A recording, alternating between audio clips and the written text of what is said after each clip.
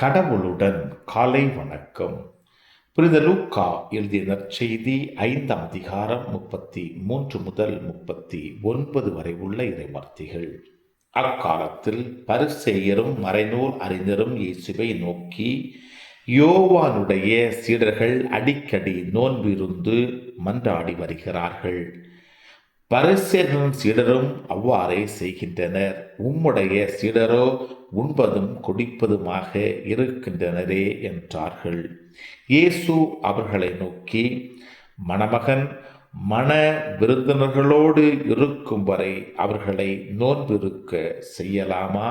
ஆனால் மணமகன் அவர்களை விட்டு பிரிய வேண்டிய காலம் வரும், அப்போது அவர்களும் நோன்பு இருப்பார்கள் என்றார். அவர் அவர்களுக்கு ஓர் உவமையையும் கூறினார். எவரும் புதிய ஆடையிலிருந்து ஒரு துண்டை கிழித்து அதை பழைய ஆடைகளோடு ஒட்டு போடுவதில்லை. அவ்வாறு ஒட்டு போட்டால் புதிய ஆடையும் கிழியும், புதிய துண்டும் பழையதோடு பொருந்தாது. அதுபோல பழைய தோற்பைகளில் எவரும் புதிய திராட்சை மதுவை ஊற்றி வைப்பதில்லை.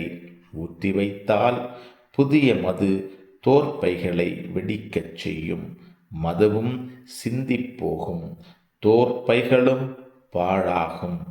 புதிய மதுவை புதிய தோற்பைகளில்தான் ஊற்றி வைக்க வேண்டும். பழைய திராட்சை மதுவை குடித்தவர் எவரும் புதியதை விரும்ப மாட்டார், ஏனெனில் பழையதே நல்லது என்பது அவர் கருத்து. கிறிஸ்துவின் நற்செய்தி. இந்த நாள் இனிய நாளாக அமைய வாழ்த்துக்கள். பல பல பல புதுமைகள், பெருமைகள், இனிமைகள் இறங்கிய நல்ல நாள், ஒரு நல்ல நாள், நம் தேவன் தந்த நாள். இது நல்ல நாள், ஒரு நல்ல நாள், நம் தேவன் தந்த